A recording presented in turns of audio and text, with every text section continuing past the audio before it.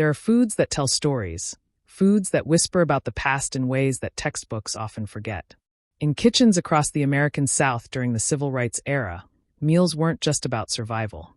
They were about memory, resistance, and the unshakable bond of community. These dishes carried with them the taste of Africa, the ingenuity of survival in poverty, and the quiet dignity of families gathering at the table after days filled with struggle and uncertainty. While marches filled the streets and speeches filled the air, something else was happening in living rooms, church basements, and roadside kitchens. Recipes that had been passed down for generations continued to nourish both body and spirit. They were not glamorous. They were not expensive. Many of them were made from scraps that others might throw away. But in those very scraps, African American families created flavors so powerful, they became staples of American food culture itself. These meals weren't just food. They were comfort in times of chaos. They were symbols of heritage when dignity was denied. And they were weapons of survival in a world that often tried to starve not just the body, but the soul.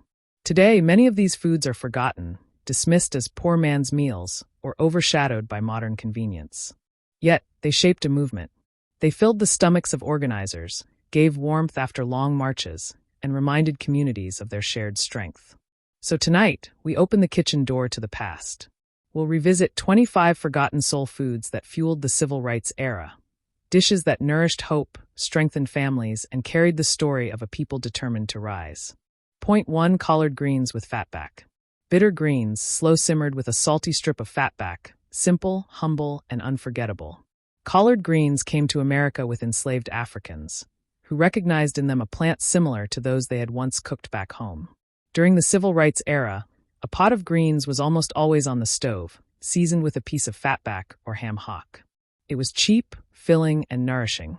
The kind of food that could stretch to feed a whole family after a long day's work or a late-night meeting. Collard greens weren't just dinner. They were a gathering dish. Families sat together, talking over plates of greens and cornbread. Churches prepared them for fundraising dinners that fueled marches and boycotts. In those steamy pots, people found not only nutrition but a reminder that even scraps could be transformed into something rich. The pot liquor, the broth left behind, was treasured just as much as the greens. It was poured into bowls and soaked up with cornbread, believed to carry healing power. For many, this wasn't just food. It was medicine. It was memory. It was resilience in liquid form. And while greens simmered slowly on the stove, another dish carried a very different story. One that many found difficult to embrace, yet others celebrated as the very heart of soul food. That dish was chitlins. Point 2. Chitlins, pig intestines.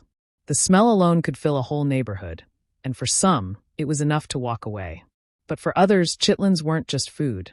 They were tradition, survival, and pride. Chitlins, or chitlins, came from the parts of the hog that slaveholders once considered scraps, the intestines. Enslaved people learned to clean, boil, and season them until they became edible. By the time of the Civil Rights era, chitlins were still controversial, but they had taken on a deeper meaning. They weren't just a meal. They were a connection to ancestors who had survived on the barest of rations. During the 1950s and 60s, chitlins often appeared at holiday gatherings and special occasions in African American homes. Preparing them was an all-day process, one that brought families together in the kitchen. For some, the dish represented resilience, the power to take what was discarded and turn it into something valuable. Chitlins were also sold at community events, raising money for churches and sometimes for civil rights organizing. The truth is, chitlins were never glamorous. They carried a strong odor and a reminder of hardship. Yet, for many, eating them was an act of remembrance, honoring those who had no choice but to survive on scraps. In the Civil Rights era, chitlins became more than food. They were a cultural statement. We made it through, and we are still here. But not all soul food was born from scraps. Some dishes came straight from the fields, fried up simply, and carried from one generation to the next. One of the most enduring was the humble hoe cake.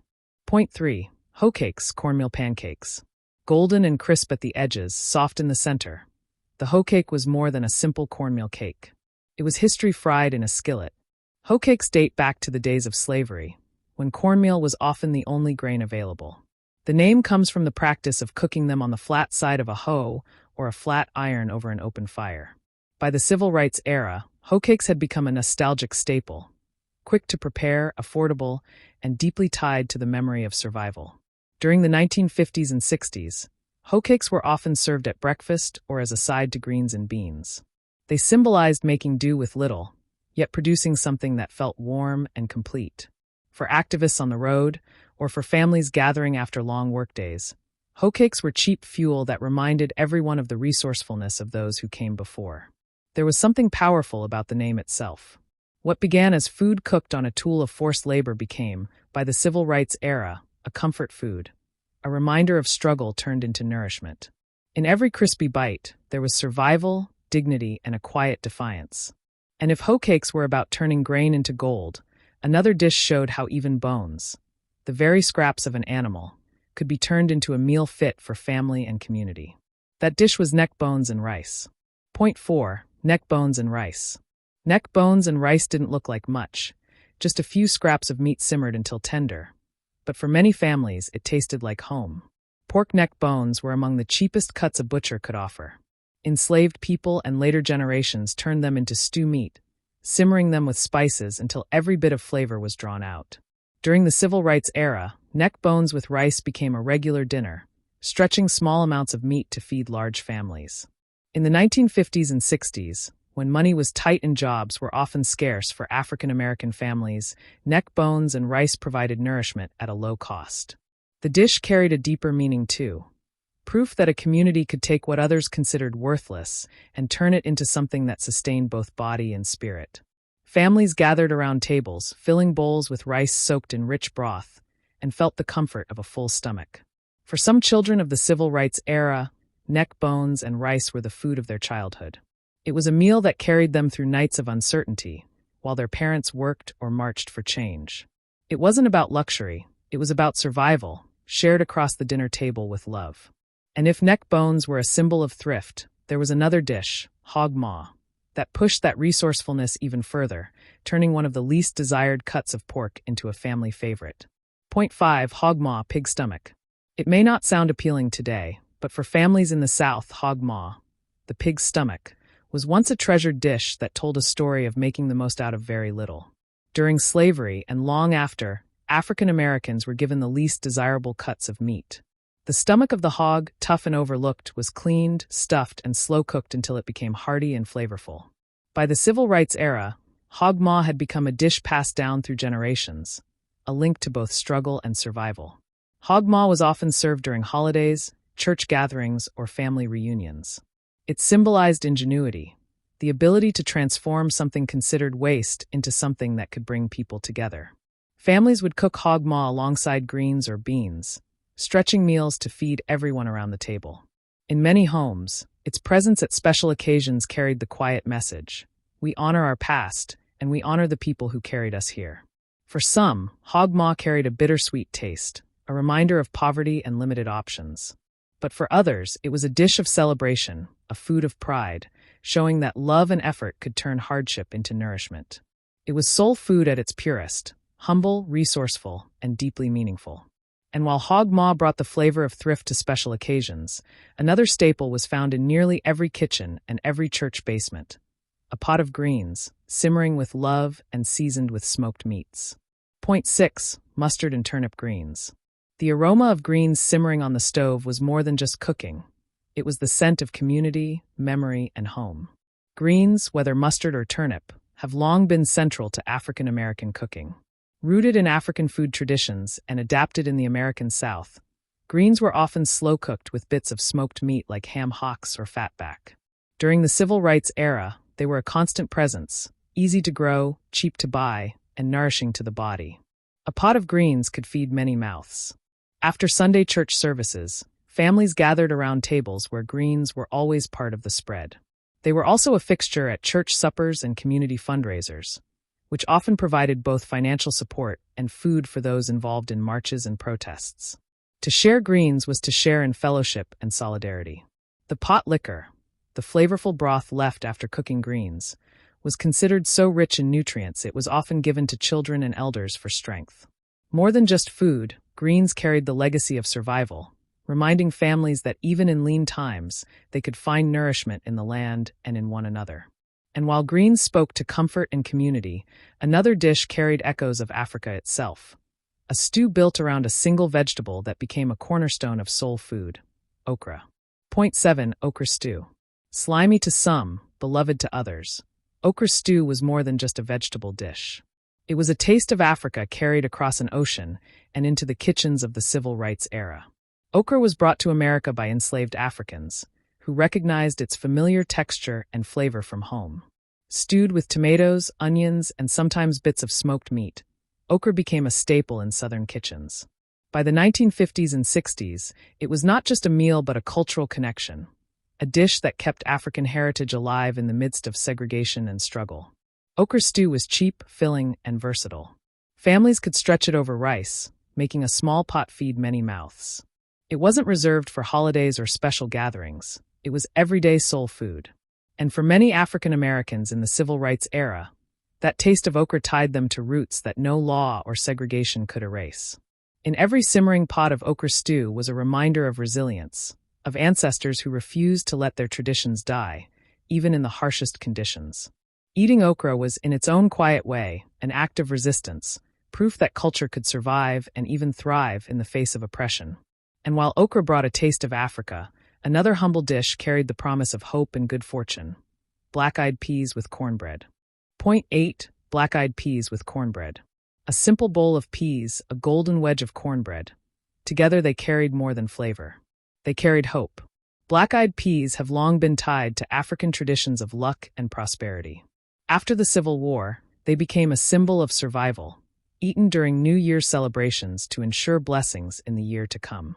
By the Civil Rights era, the pairing of black-eyed peas and cornbread had become a staple in African American households. This dish wasn't just about filling bellies. It was about carrying forward a tradition of perseverance. Families gathering during the turbulent years of the 1950s and 60s often served black-eyed peas as a reminder that hope must be held onto, no matter how dark the times. Cornbread soaked up the juices, stretching meals and making them hearty enough for long workdays or organizing nights. For many who lived through the civil rights movement, eating black-eyed peas wasn't just a tradition, it was a prayer. A prayer for safety, for change, for a future where children might sit at any table, in any restaurant, without fear. Each bowl of peas was more than food. It was quiet faith in a better tomorrow. And while peas and cornbread carried hope for the future, another dish carried the energy of community itself: the fried catfish dinners that brought people together on Fridays. Point 9. Fried catfish Fridays. The sizzle of fish hitting hot oil, the smell drifting through the air. For many communities, Friday nights meant one thing: fried catfish. Catfish has long been tied to African American food traditions, caught in rivers and ponds across the South. By the Civil Rights era, fried catfish became more than a meal. It was a fundraiser, a community event, and a way to keep traditions alive. Churches often hosted fish fries on Fridays, raising money to support members, fund marches, or provide meals for weary activists. Catfish was affordable, and frying it in large batches made it easy to serve many people at once. But these gatherings were about more than just food. They were about fellowship, laughter, and solidarity in a time when communities desperately needed strength. At a fish fry, money was raised for bus boycotts, for voter registration drives, and for the very movement that was reshaping America. For children, Friday night fish fries were a memory of joy: running, playing, and hearing elders talk about freedom between bites of golden, crispy catfish. For adults, it was a reminder that food could feed more than hunger. It could feed a movement. And while fried fish fed the body and the cause, another dish fed the soul in a quieter way: the humble yet powerful pairing of cornbread and pot liquor. Point 10. Cornbread and pot liquor. It wasn't the greens themselves that some prized the most, but the broth they left behind, the pot liquor, soaked up with a piece of cornbread. When greens simmered for hours with smoked meats, the broth left in the pot was packed with flavor and nutrients. Enslaved people, denied the best foods, learned to treasure that liquid, calling it pot liquor. By the Civil Rights era, it was still beloved, poured into bowls and paired with cornbread. Pot liquor wasn't just a byproduct. It was survival food, rich in iron and vitamins that helped families stay strong. Cornbread was the perfect companion, cheap to make and filling enough to stretch meals. Together, they formed one of the most iconic soul food pairings, a dish that was as practical as it was comforting. Mothers often fed pot liquor to their children, believing it gave them strength to endure long days. In communities fighting for equality, that strength wasn't just physical, it was symbolic. Every spoonful was a reminder of the generations who had survived on less, and a promise that this generation would survive too. And while pot liquor was treasured for its nourishment, another dish made from even humbler cuts carried its own legacy. The pig's feet, pickled or stewed, that once graced many kitchen tables. Point 11. Pig's feet. They weren't fancy cuts of meat, but on many kitchen tables, pig's feet simmered until tender, carrying the taste of both struggle and celebration. Pig's feet were among the cheapest parts of the animal, left behind after the better cuts were sold or taken by wealthier families. Enslaved people and later poor black communities learned to make them edible, slow-cooked with spices, vinegar, and sometimes pickled. By the Civil Rights era, pig's feet remained a familiar dish, often simmered for hours until the meat fell right off the bone. Beyond nourishment, pig's feet were about resourcefulness, the ability to transform scraps into something flavorful. They also carried deep cultural memory, reminding families of a lineage that had endured through hardship. For many, enjoying pig's feet was both practical and symbolic, a way of honoring those who survived on what others threw away. For children, the sight of pig's feet bubbling on the stove was normal, even comforting. But for adults, every bite carried weight. It was proof that a community could thrive on resilience alone. In the Civil Rights era, when so much was being fought for, the dish stood as a quiet reminder. We've made it through worse, and we will again. But not every soul food memory came from scraps. Some, like the sweet and sticky candied yams, carried the flavor of pure comfort, a dish that brightened even the hardest days. Point 12. Candied yams. Glazed in butter, sugar, and spice, candied yams weren't just a side dish. They were a celebration on a plate. Sweet potatoes were a staple crop across the South, prized for their versatility and abundance. African American cooks elevated them with sugar, cinnamon, nutmeg, and sometimes marshmallows, creating candied yams. By the Civil Rights era, this dish had become a holiday favorite, gracing Thanksgiving, Christmas, and Sunday dinners alike. Candied yams were more than just sweet comfort food. They symbolized joy in the midst of struggle, a way to treat families when money was tight. For many, the dish was tied to tradition, a reminder of family gatherings where love and laughter were as plentiful as the food on the table. In some households, candied yams became a treasured memory of mothers and grandmothers who poured love into every pan. The sweetness wasn't just in the sugar. It was in the care, the hope, and the quiet resilience baked into every bite. At a time when the fight for justice was fierce, candied yams reminded communities of the sweetness still worth holding on to. And while candied yams sweetened the spirit, another dish brought families together in a very different way: the humble but hearty oxtail stew. Point 13. Oxtail stew. What once was thrown away as waste became one of the richest, most flavorful dishes to come out of the pot: oxtail stew. Oxtails, the tails of cattle, were long considered scraps. Enslaved people and poor families turned them into nourishment by slow cooking them until the meat released its deep flavor into thick gravies. By the Civil Rights era, oxtail stew remained a dish that connected the past to the present, simmering on stoves in kitchens across Black America. Oxtail stew was the ultimate example of turning scarcity into abundance. With a few vegetables, onions, and hours of patience, cooks transformed what was once considered inedible into a meal fit for a celebration. It became Sunday dinner food, a dish that fed both body and memory. For children, dipping cornbread into a bowl of oxtail gravy was pure comfort. For elders, it was survival remembered, a reminder that what others threw away could still nourish a people fighting for dignity. Every bowl told a story of endurance, and in the Civil Rights era, it carried the same lesson. Resilience always finds a way. But while oxtail stew spoke of transformation, another dish symbolized strength in a more direct way: the collard greens simmered with ham hock, a classic of every soul food table. Point 14. Collard greens with ham hock. Few smells can take you back faster than collard greens simmering for hours, with the smoky taste of ham hock running through every bite. Collard greens had been cultivated for centuries, and in African American cooking, they became a cornerstone dish. By the Civil Rights era, collards were slow-cooked with ham hock or smoked turkey, seasoned with onions, garlic, and red pepper flakes. More than food, they were a gathering point, a dish that always showed up at Sunday dinners and after church meals. Collard greens weren't just about taste. They were about tradition, resilience, and nourishment. They stretched far, fed many, and brought families together around crowded tables. They also carried a spiritual element, with elders often praying over the greens before eating, thanking God for provision in hard times. For many, greens were the taste of home. They carried the voices of mothers stirring pots, of grandmothers teaching the next generation how to season just right. In the civil rights years, they became a comfort during a period of uncertainty, a dish that whispered of survival, love, and the hope of better days. And while greens brought nourishment, another dish carried comfort in a softer, sweeter way: the old-fashioned rice pudding that warmed countless kitchens. Point 15. Rice pudding. A little rice, a little milk, a little sugar, and suddenly something plain became a sweet memory: rice pudding. Rice has deep roots in African American history, tied to enslaved people brought from West Africa, who carried with them advanced knowledge of rice cultivation. By the civil rights era, rice pudding had become a staple dessert, made from leftover rice simmered with milk, cinnamon, sugar, and sometimes raisins. Rice pudding mattered because it stretched ingredients. Nothing went to waste, and a handful of rice could become a dessert that felt like a luxury. For families with limited means, it was proof that love could turn the simplest things into something memorable. Children often remembered rice pudding as one of the first sweet treats they ever tasted, spooned out warm from the pot. For elders, it was a reminder of survival, of how even in lean times sweetness could be found. In a decade of struggle and change, rice pudding remained a comfort, whispering that even the simplest of things could carry joy.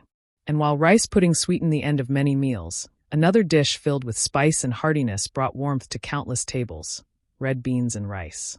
Point 16. Red beans and rice. On Mondays, the smell was everywhere: pots of red beans simmering slow, served over rice, a tradition born of both necessity and culture. Red beans and rice became a Monday staple in Southern Black households, especially in Louisiana. The tradition began because Monday was wash day, a day full of hard labor, and families needed a meal that could cook itself while clothes were scrubbed and hung to dry. By the civil rights era, red beans and rice wasn't just a meal, it was a rhythm of life, passed down from generation to generation. This dish was affordable, hearty, and could feed large families with just a few beans, spices, and scraps of smoked meat. It became a comfort food that bound families together, reminding them of their roots and their resilience. For many, red beans and rice was more than a Monday tradition. It was a taste of security in uncertain times. While the world outside was filled with protests and change, inside the home, a bowl of beans and rice gave the comfort of something steady, something that had always been there.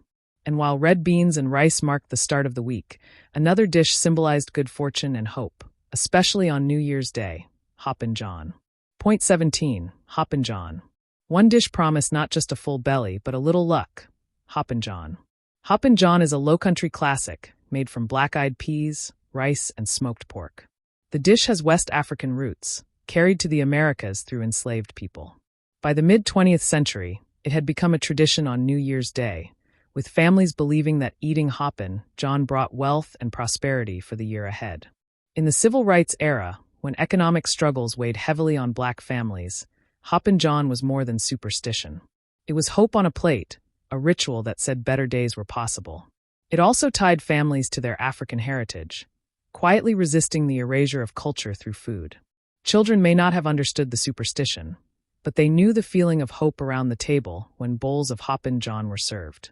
For elders, every bite carried history, memory, and the prayer that the year ahead would bring more freedom than the last. And while Hoppin' John was tied to fortune, another dish brought joy in a simpler way: golden corn fritters, fried crisp and eaten hot from the pan. Point 18. Corn fritters. Crispy on the outside, soft on the inside, corn fritters were the kind of snack that disappeared as soon as they hit the plate. Corn was central to African American cooking, and fritters, little cakes made of cornmeal, fresh kernels, and egg, were a clever way to stretch ingredients. By the civil rights era, they had become a favorite side dish and snack, often fried up quickly to go alongside greens, beans, or fried fish. Corn fritters mattered because they were versatile. They could be sweet with syrup, savory with spices, or simply enjoyed on their own. For families with little, they were a reminder that even a small scoop of cornmeal could feed many mouths. For children, corn fritters were finger food, hot, greasy, and perfect for snacking while elders talked around the table. For parents, they were a way of showing love with what little was available. In an era of hardship and hope, corn fritters became more than a side. They were a memory of togetherness. And while fritters were quick and light, another dish carried more weight. A hearty stew that made the most of every ingredient, Brunswick stew. Point 19, Brunswick stew. Thick, smoky, and packed with whatever was on hand. Brunswick stew was a dish that told the story of making do and making it delicious. Brunswick stew has deep southern roots, originally made with wild game like squirrel or rabbit, then later with chicken and pork as times changed. For African American families, it was a way to stretch meat and vegetables into a dish that could feed many.